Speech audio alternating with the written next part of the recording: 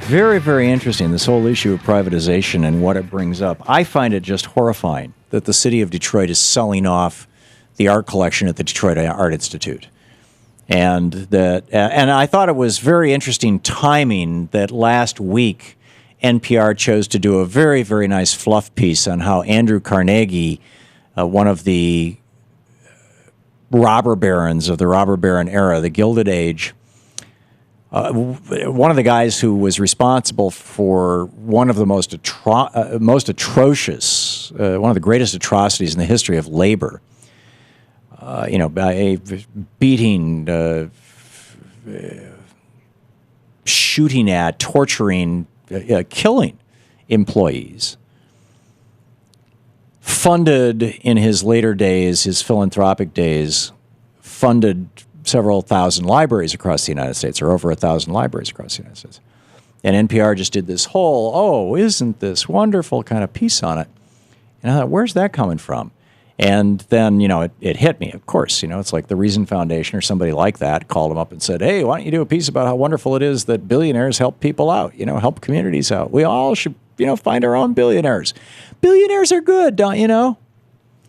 Here's my take on what is going on, and then we'll pick up yours, on what is going on with everything from what's going on in Detroit to what's going on with the Washington Post being sold.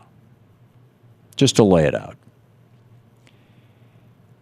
Before Reagan's massive tax cut on billionaires, we basically didn't have billionaires in the United States. I mean, there were a few people who were pushing that in terms of income, but the mind-boggling riches that existed in the United States, by and large, were left over from the Gilded Age. They were the hereditary fortunes of the Carnegies and the Fords and the Rockefellers and the Mellons and the Dow and all this kind of stuff.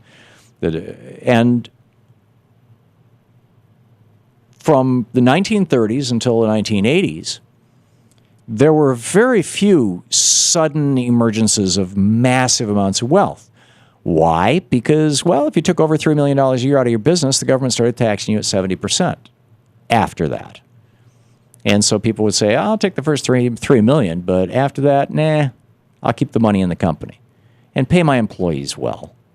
And so we had a 50-year period of incredible growth of the middle class in the United States, the strongest middle class the world had ever seen at that time. I mean, you could say that now about Sweden or Finland or Denmark or Norway or Germany or France, but you can't say that about the United States anymore.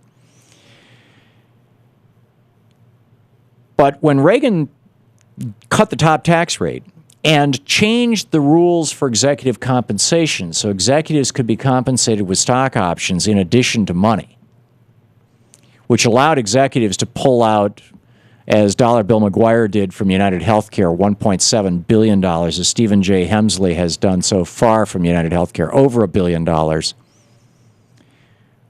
which allowed CEOs and company founders to become billionaires in fairly short order. When Reagan changed the rules of the game to make that happen, what happened was we had this emergence, this new billionaire class in the United States.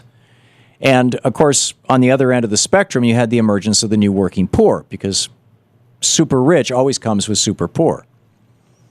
So we have more and more people today working part-time jobs, a radical increase in the number of people working part-time jobs, a radical increase in the number of families where more than one person is working to support the family.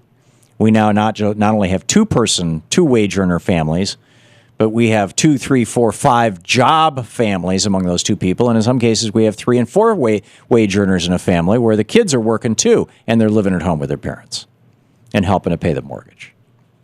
All so that the billionaire class can make more money because, hey, it all flows to the top.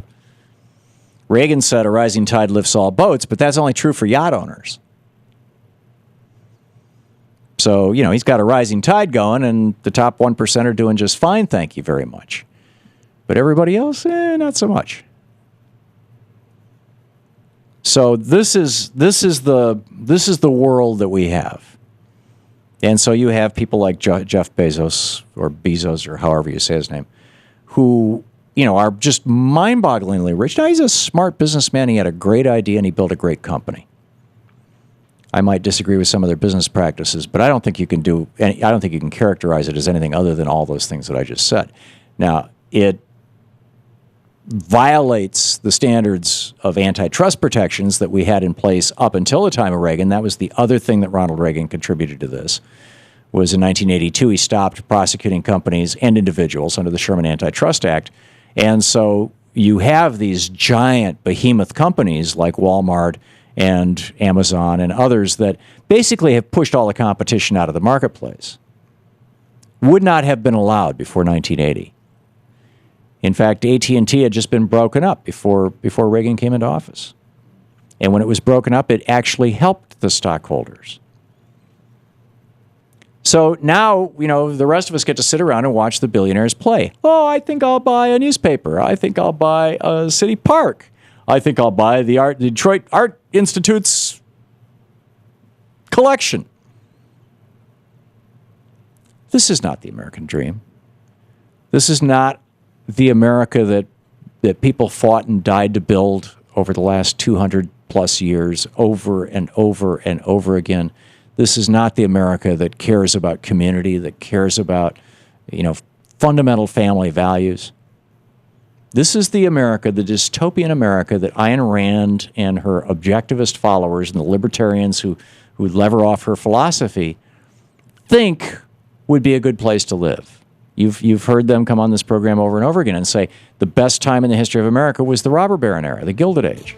Well, that was the best time for the billionaires. It was one of the worst times in American history for working people. They were being shot, slapped, punched, and knocked 16 ways to Sunday. We had some of the worst poverty in the history of the United States during the Gilded Age, among working people. And that's the direction we're going. And so these things with Benton Harbor and Detroit, these are symptoms of this larger problem that all goes back to Reagan. You're listening to the Thom Hartmann Program. Call 866-987-THOM. And until somebody has the political courage to stand up and refute Reaganomics, it's going to continue to get worse.